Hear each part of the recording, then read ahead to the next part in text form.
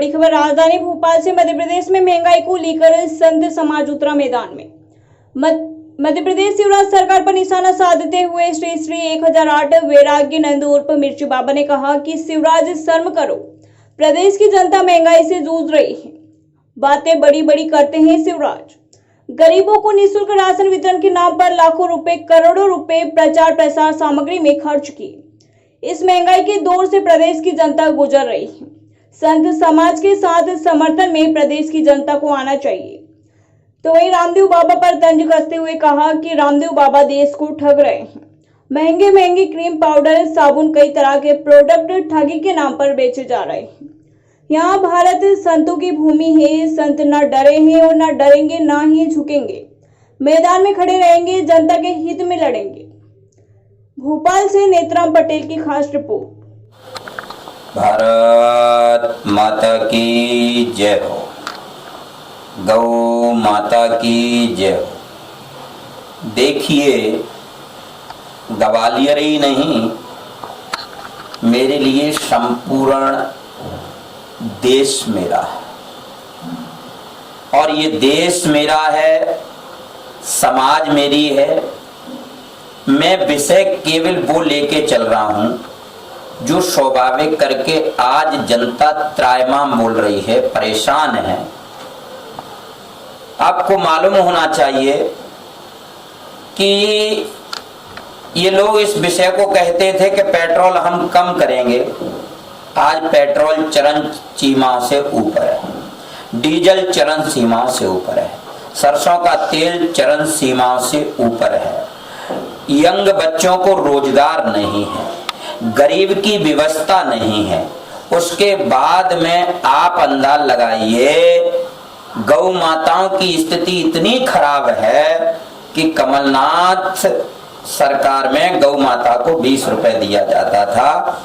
इन नालायकों ने वो हटा करके 5 रुपए कर दिया। 5 रुपए में गौ का खाने का चूरन का लड्डू भी नहीं बनता है। इसके लिए अगर संत समाज आवाज उठाए तो संत समाज क्यों आवाज उठा रहा है, किस लिए उठा रहा है? तो ये प्रश्न भारतवर्ष की मीडिया को, मुझे नहीं, सरकार से करना चाहिए।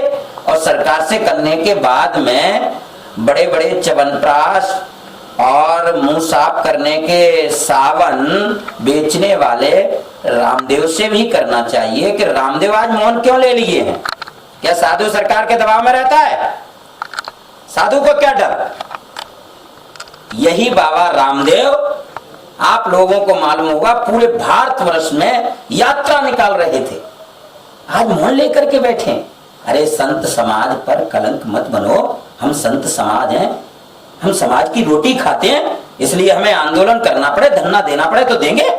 गुरुजी, कल ऐसी क्या बात हुई कि जो साधु संतों को मैदान में आना पड़ रहा है महंगाई के लिए, और राजनीति चल रही है, वीडियो क्यों चुप बैठे हुए हैं? और कल भी आपके साथ बहुत बड़ी घटना हुई जो पुलिस प्रशासन को आपको आना पड़ा, अपने घर को कैद करना पड़ा। आखिर ऐसी क्या बात है? देखिए, बात यह है कि साधु समाज का आईना है, और जब आईना का मतलब होता है जो कि तो सत्य बोलना, तो साधु समाज अगर रोड पे दिखा तो स्थितियां बड़ी नाजुक हो जाएंगी बीजेपी की, और इनकी नाजुक स्थिति है। ये क्या चलाएंगे सरकार?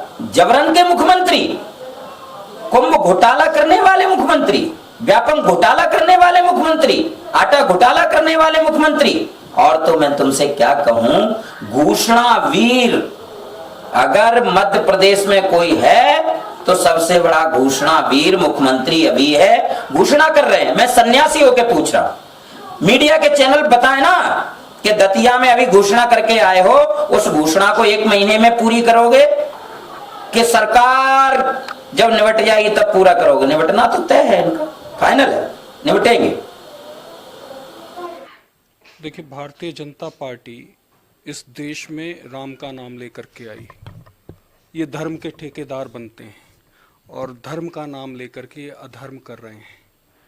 मुझे लगता है इनसे बड़ा धोखेबाज, चीटर, अधर्मी मुझे नहीं लगता कि इस देश में कोई दूसरा होगा या कोई दल होगा जिन्होंने लाल कृष्ण आडवाणी जैसे नेता को एक मुंह में गुल्ला ठोक करके बैठा दिया।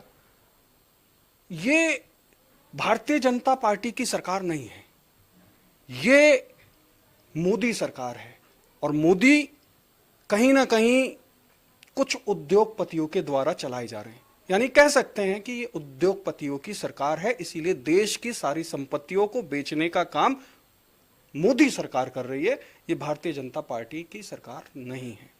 तो इसका खामियाजा पूरा देश भुगत रहा है, जनता भुगत रही है, व्यापार खत्म हो रहा है, व्यापारी भुगत रहे हैं, कहीं ना कहीं महंगाई बढ़ती चली जा रही है। आप देखोगे रोजगार खत्म कर दिए इन्होंने। अब बच्चे पढ़ लिख करके क्या करेंगे? भजिए तलेंगे। तो ये भजिए तलाने वाली सरकार है। और कहीं ना कहीं साधु संत अगर उतर के बात करना चाहता है तो ये उनकी आवाज को दबाना चाहते हैं। देखिए, राजनीति को चलाने के लिए धर्म ही रखा जाता है। Subscribe now and press the bell icon. Never miss an update.